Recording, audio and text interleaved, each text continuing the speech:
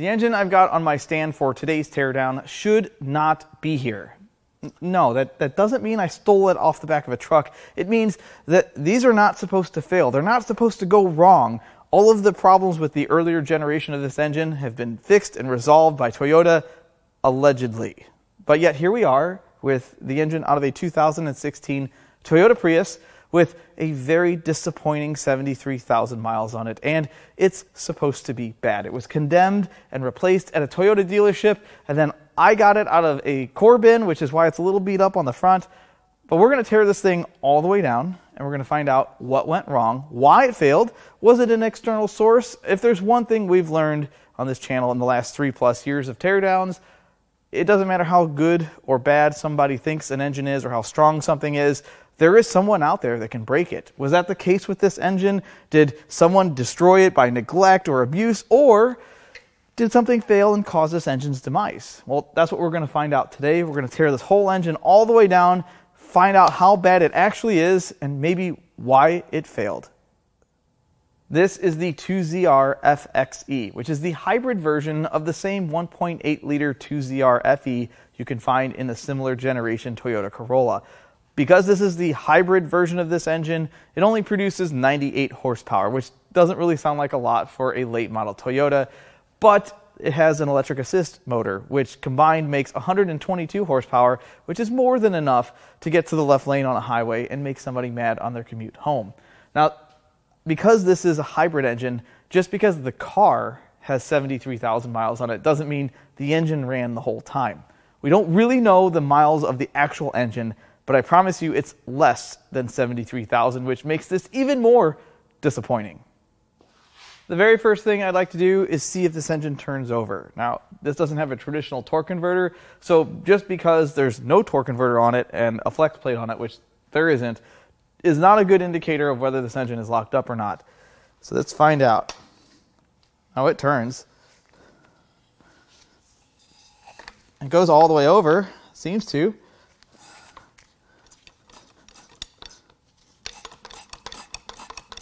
I don't hear Uncle Rodney in there.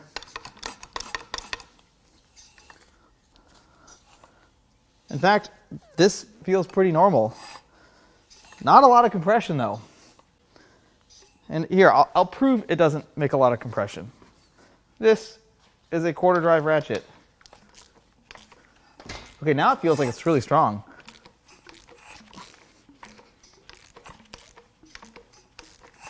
Relatively easy. The next first thing I'd like to do is pull the coils so we can pull the plugs and take a look.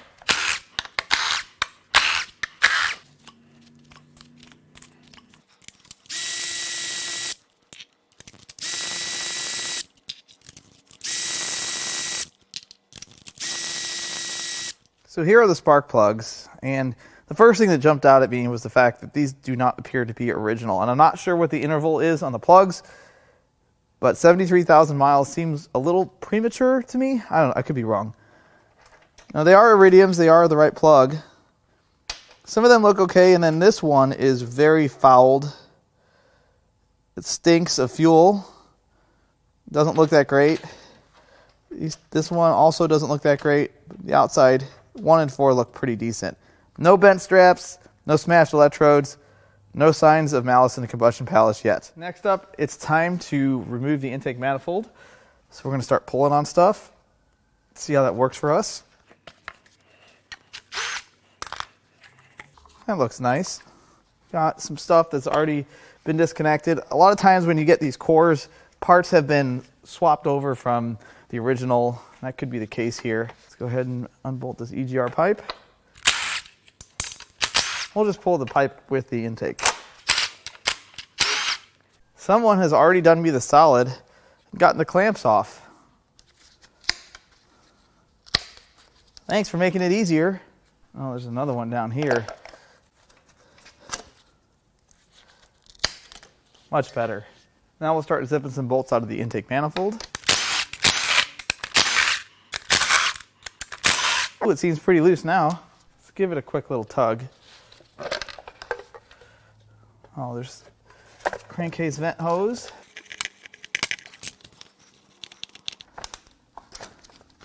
And the intake is off. Let's take a look down these intake ports. They look pretty good. Now this is a port injected engine, so no huge buildup. I don't see any debris. I don't see signs of moisture or water in there. It looks pretty good. The next thing I'm going to do is remove the EGR valve and the EGR cooler. Now, these parts do have value, but I also feel terrible selling them unless I know they're good, which in this case, we don't really know that.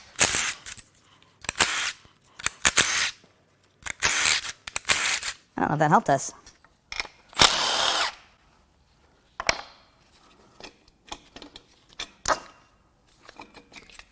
Well, that was easy.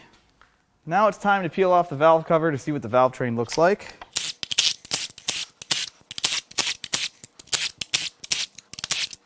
Hold on, I need to unload. Let's get this off the valve cover.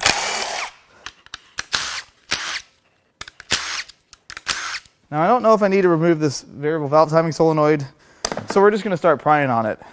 Well, no, real quick. Trial by error. No, that comes off with it.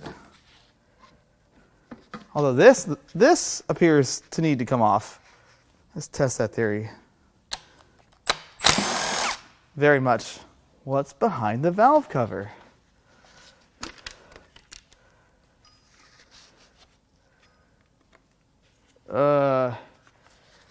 That doesn't look good. It's okay. I see what has happened.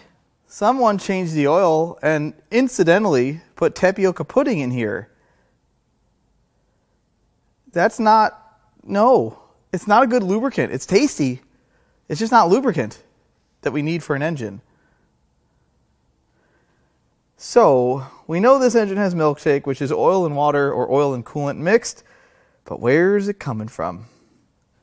Now, looking at the valve train, everything looks to be intact, and this engine hasn't sat that long because this amount of moisture in here would certainly rust the camshafts, and I don't see any rust on the cams. This looks okay. There's also a fair bit of sludge in here, but one thing to keep in mind is any time that oil and coolant mix, the coolant, especially when the engine's hot, will break down all the oil deposits and make things look cleaner than it actually was. You can see there's some buildup right there and in other places. Overall, this is ugly. The next thing we need to do is remove the water pump, which incidentally is electric. Also, incidentally, they have a lot of value even used for a water pump, which tells me that there's demand. If there's demand for a water pump and this engine has milkshake in it, could this potentially be the source of our problem? Well, let's take it off and take it apart. Oh, I missed one. Well, it's still got clean coolant in there. Now, I'm not quite sure how this comes apart, but I think you guys know we have the tools here to take it apart, no matter what. So, is it supposed to do that? Probably. There's like a little snap ring that stops it. Oh, it's just a metal ring. Is that metal? Or is it an O-ring? That might be an O-ring. Let's get a pick, see if we can remove that, so we can just rip it apart.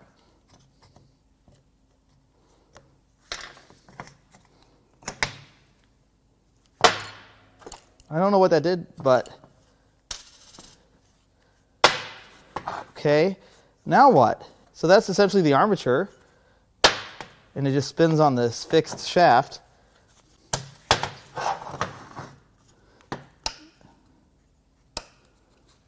Does that help me?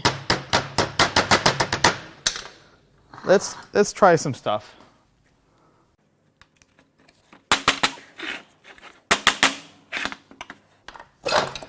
Oh, look at that. Oh, it's got a PCB on it. So that, whoa.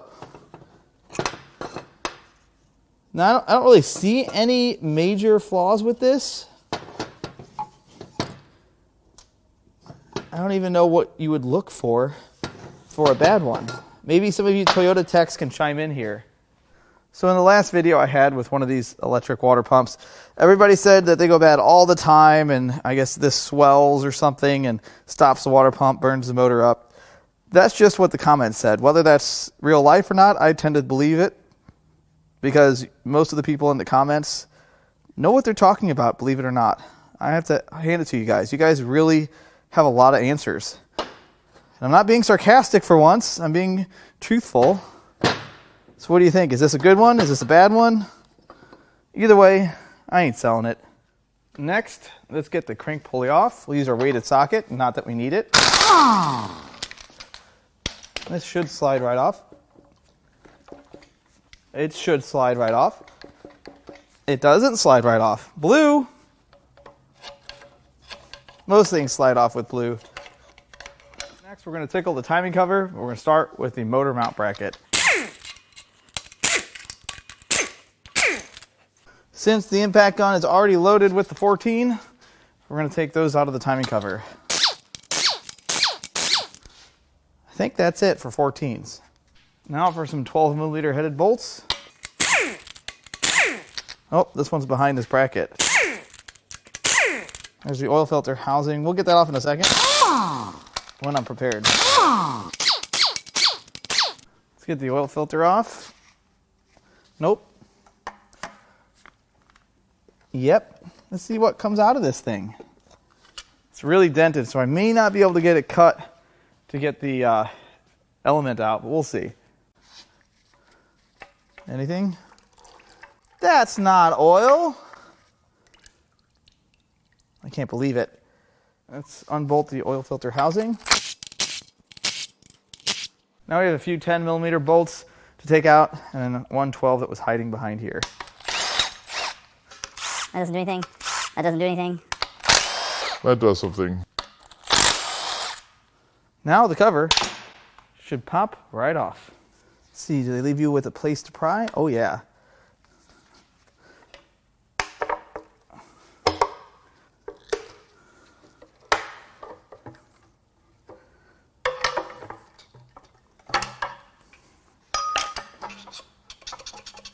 That sounds wrong. I think I was supposed to take the chain tensioner out of the timing cover, which we have not done.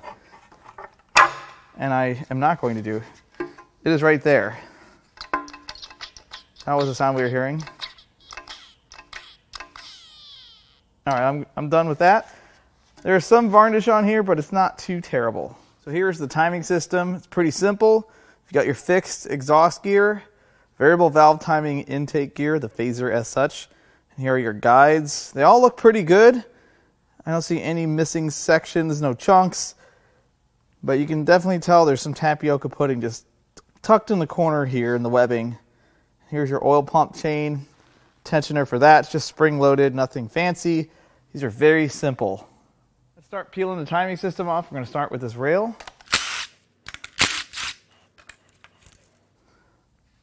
Yeah, that looks pretty nice. I don't see any major wear. You could definitely reuse this. And the upper rail. It's like brand new. And finally, probably, see, that's still pretty taut. That's not too taut. We can probably slide that one off. Yeah, that looks great. There's no wear whatsoever.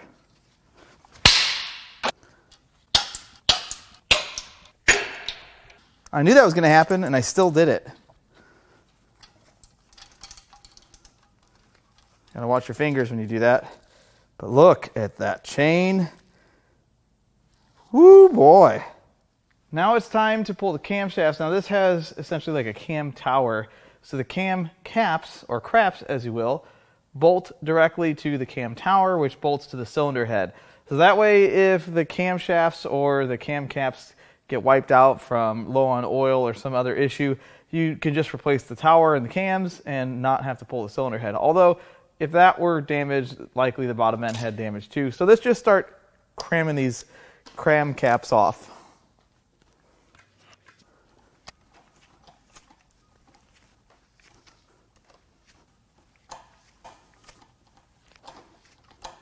And there are two different sizes. I just did the 12mm headed bolts, now for the 10s.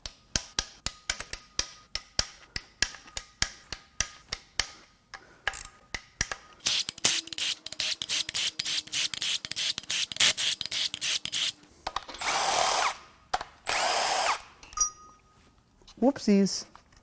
We'll get that later.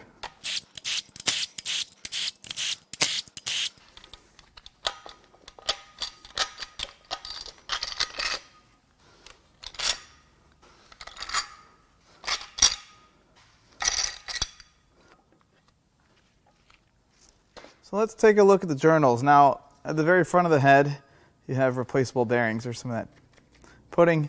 You can definitely see there's a little bit of wear through the first layer, or at least the coating on the bearing. But the rest of the journals look pretty good. I don't see any deep grooves. No real major damage. I also looked at all the rockers. They all feel pretty good. And then looking at the camshafts, they are in really good shape, but there is some hints right there on the cam lobes that there's a little bit of damage, which we did see that earlier when I first pulled the valve cover. I just didn't point it out. See right there. I don't know that that would actually cause any problems. Let's go to the exhaust cam next. This one looks a little bit better. There's no grooves in the journals. I think these would be perfectly fine. And the caps, again, this has removable bearings. Not a ton of wear there, just a little bit on the edges. And these all look pretty nice. Before I remove the cam tower, I'd like to get the injectors and rail out. Now, this is all one piece. There's no way to disconnect this from the rail. There's no real need either. It comes off pretty easily. Now it's time to unbolt the cam tower. There's just a couple bolts, I think.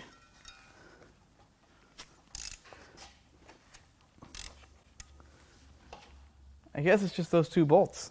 Let's get old Blue on the job. Should be able to crack this loose pretty easily.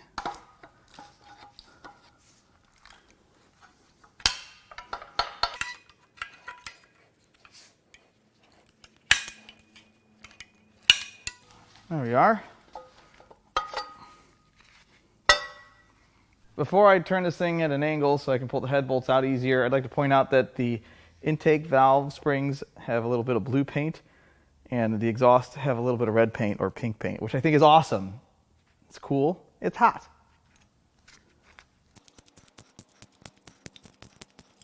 Oh, there's our missing bolt. The last thing I need to do before I crack the head bolts loose is remove this coolant pipe. Now it's time to crack the head bolts loose.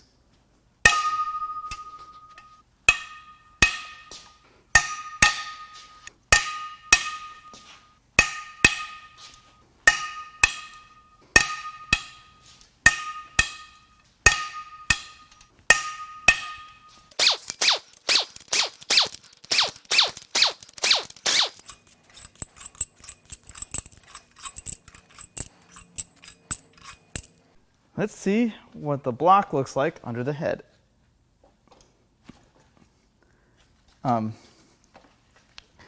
Give it to me. Did I seriously miss a bolt or something? It is very tight on there. Where's Blue when you need him?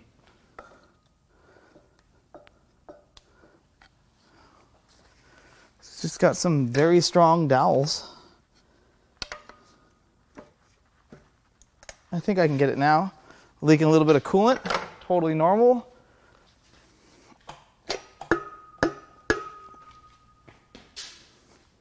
Well, it's quite apparent which cylinder was chewing on some coolant. This one probably a little bit, but this one definitely. It's sparkly clean from coolant entering the combustion chamber. Let's get this head gasket off.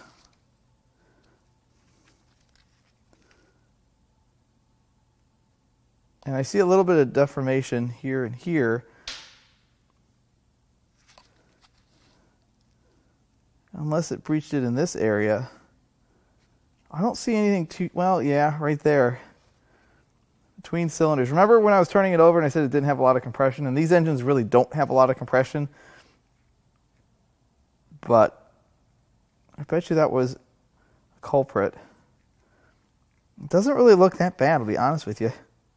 First things first, we need to do our science.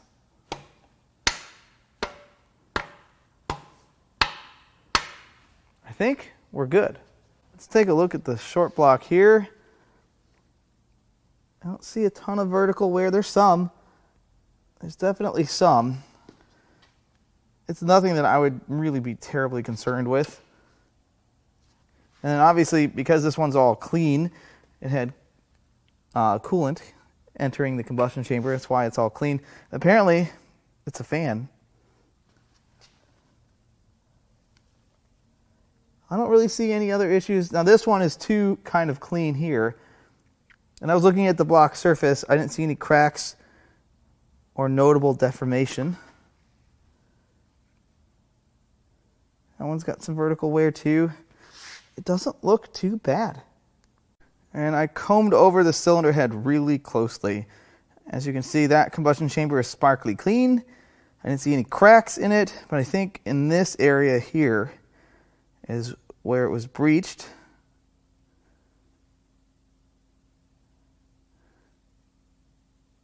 I don't see any smoking gun, just some signs right here. Clearly it was chewing on coolant. The next thing I need to do is remove the dipstick tube, and sometimes that can be a problem. In this case, let's find out. We're going to unbolt this too.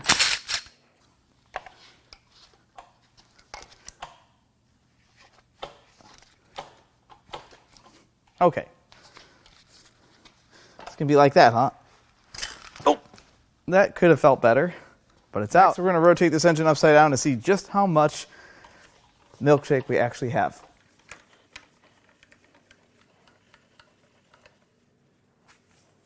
That's a lot. This is not too bad. Next we will unbolt the lower oil pan.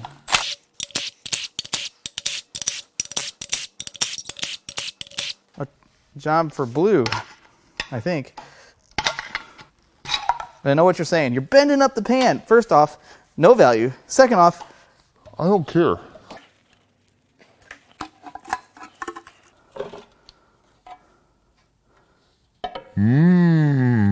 Frappy. So the inside of the pan, about what you'd expect. What's kind of concerning, I guess it's not really concerning, but something worth mentioning, there's like chunks of deposits. So I think this thing was pretty dirty, and then it's likely that the coolant in the oil cleaned everything up. And I don't see anything jammed into the pickup, which is good. Let's go look at the pan. Yeah. And yes, I bent the pan. It's okay. If it needs to be straightened, it can be. And these are also very inexpensive new. There probably were better ways to remove it, but in this case, it's fine.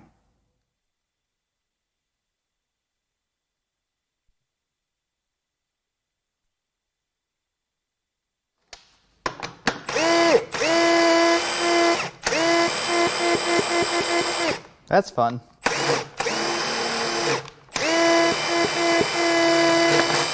All right, let's get this thing unbolted.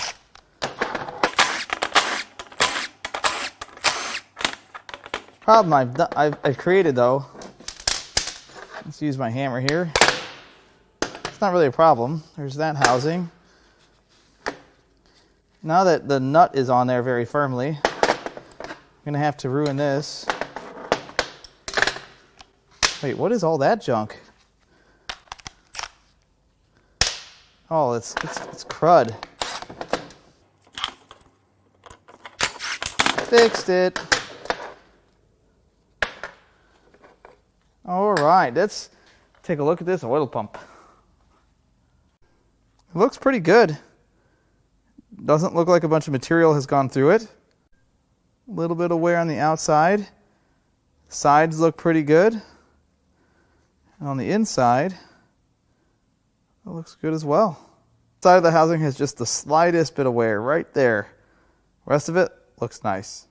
Now we're going to crack all the bolts loose that hold the upper oil pan to the block.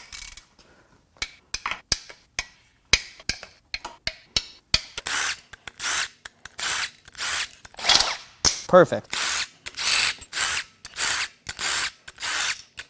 Now we should be able to pry this up pretty easily. I think there's a really good place to pry at the very front. Bolt and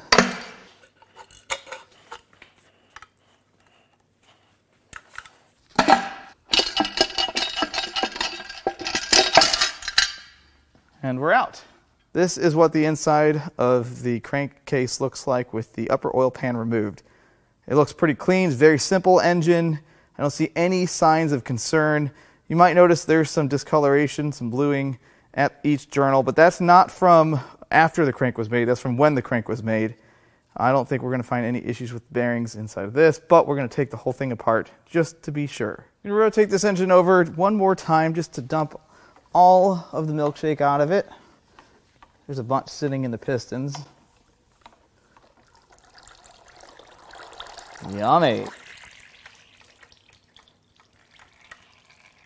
Now I've thought about this 10 ways to 10 minutes from now, and I've decided I'm just going to unbolt every single rod cap, push all the rods and pistons out in its current position since I have access to everything.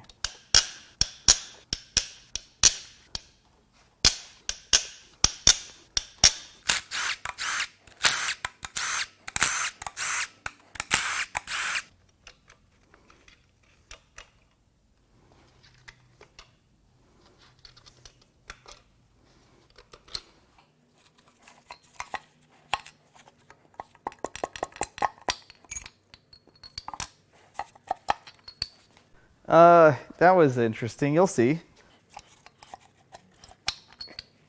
And the final connecting rod and piston.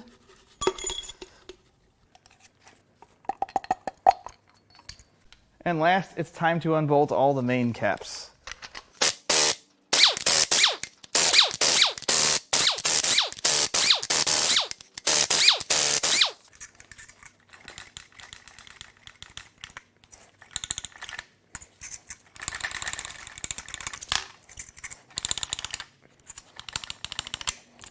And we have to remove the remain seal carefully.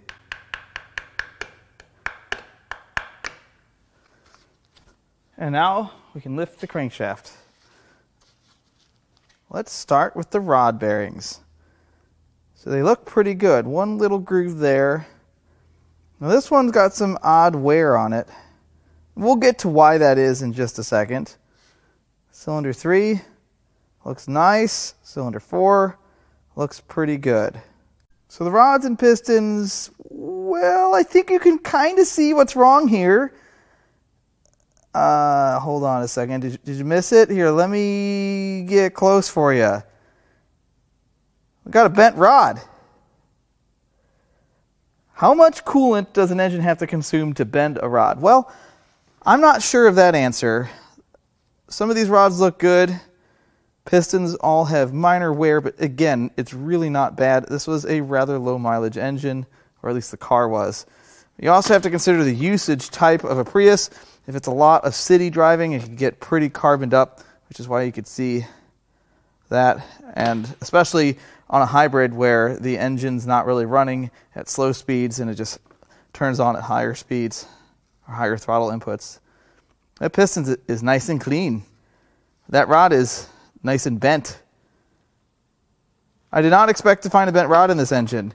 Now, I know a lot of you question why I tear things all the way down, and this is exactly why. Because while we could have caught this without taking the engine apart, would I sell it with a bent rod? No, not at all. And did I know how nice the bearings were, or if they were good or not? No. So that's why I don't typically sell short blocks as good. I'll sell them as builders for LSs and occasionally something else, but I like tearing everything all the way down so we know everything. That way there's no surprises and I don't sell something to somebody that needs way more work than anticipated. That one doesn't look bent. I think the only one that's bent is cylinder 2, which coincidentally was the one that had the icky looking spark plug. The thrust bearings, a little bit of wear on the coating, but not too bad. And the main bearings look pretty good. Now, I thought this was an interesting mark here. I don't think that's from a bent crank, because if that were the case, these would have alternated their position, which it didn't. This looks like that's how they are, and it could have something to do with the sizing of the bearings, which we'll get to as soon as we see that part of the crankshaft, which is here. The crankshaft looks really good, but I am always cautious anytime there's a bent rod from a hydrolock situation like this, that the crank is bent or twisted. Even a few thousandths makes a huge difference, which is why we saw a little bit of weird bearing wear on cylinder 2. But when you get to here, you see some numbers stamped into the crankshaft. Those are bearing sizes. That's how Toyota sizes their bearings. Crank looks pretty good. Looks good. Let's take a look at the block and the bores. It looks okay. Really not bad. Cross-hatching still very visible.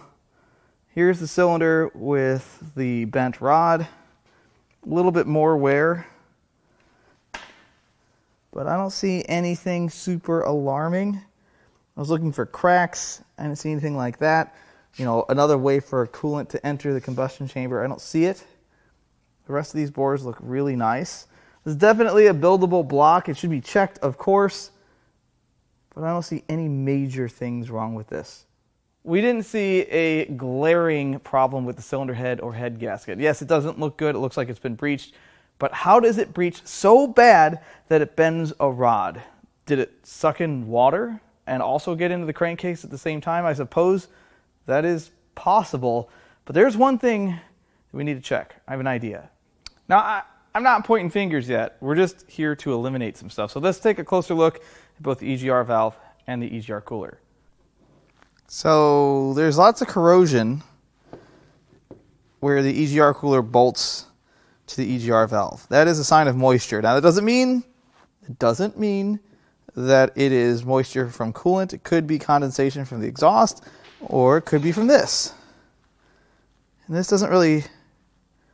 Boy, my camera's really schmutzed up, isn't it? Can't really tell much by looking inside the cooler. But it is time to actually test it. As you can see, I have the coolant hose loopy-looped. I couldn't find the word for that. And then I have the third coolant line right here, which we're going to test this with some science. For this experiment, I have prepared a bucket of the finest H2O that I could possibly get out of the tap here. And what I plan on doing is submersing the EGR cooler in the water and applying air pressure through this hose. Now, in theory, it should work both ways. If the cooler is filled with water, once I submerge this, and I push air into the cooler, it should create bubbles. It should. Okay, I have no idea if this is going to work. So I'm going to put that in there.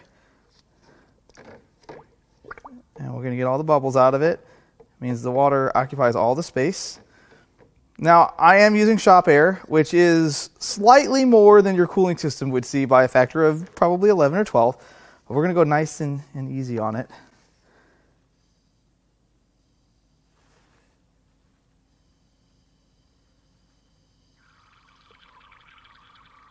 Okay, so those bubbles are actually coming out of the hose. So I can put a lot of pressure in it, and it sprays. But I don't see any bubbles coming out of the cooler.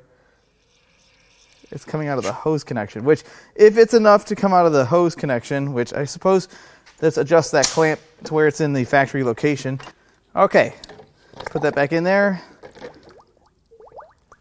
Get all the bubbles out. Now the clamps are in the factory location. If I put screw clamps on it and get them super tight, it may actually blow the cooler apart if the cooler is good. So we're going to try this again. And it's still pushing coolant out. Introduction of... That's just where the hose attaches. It is not bubbling. It is not bubbling out of the cooler, so I don't believe the cooler is the culprit here. I was ready to blame the EGR cooler. I really was, because EGR coolers have been killing engines since they've been on engines. But we put it in the bucket, and we didn't really see bubbles. Now, of course, we saw bubbles at the connections, but it was likely because it was at 30 or 40 plus PSI, which is way more than the cooling system would ever run. So, of course, it's going to leak at the connections. I suppose I could make a fancy rig and put a gauge on it to see how much pressure it takes to get it to leak. We didn't see any bubbles out of the cooler, and at the pressure I was giving it, we should have if the cooler was bad. So that's not why this engine failed. Why did this engine fail? How did it get that much coolant in the combustion chamber to bend a connecting rod? How did that happen? No, really, because the head gasket didn't look great.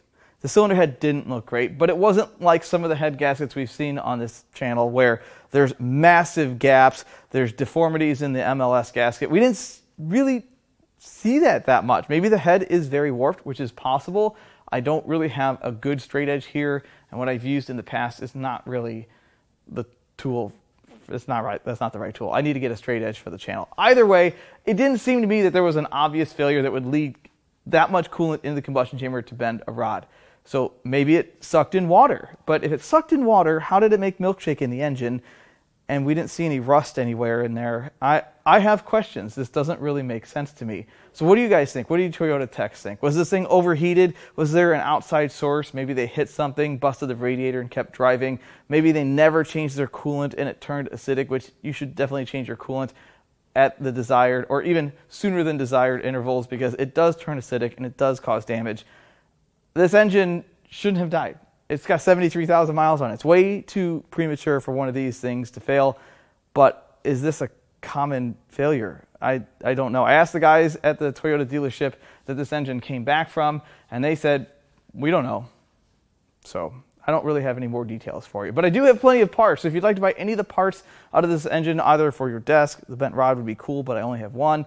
There's 3 others that are kind of normal, or anything else I've torn down, or if you want parts off of this 2015 Mercedes S550, I'm going to leave our email in the video description. You can also go to Importapart.com and peruse our inventory. I upload our parts cars multiple times a week at this point.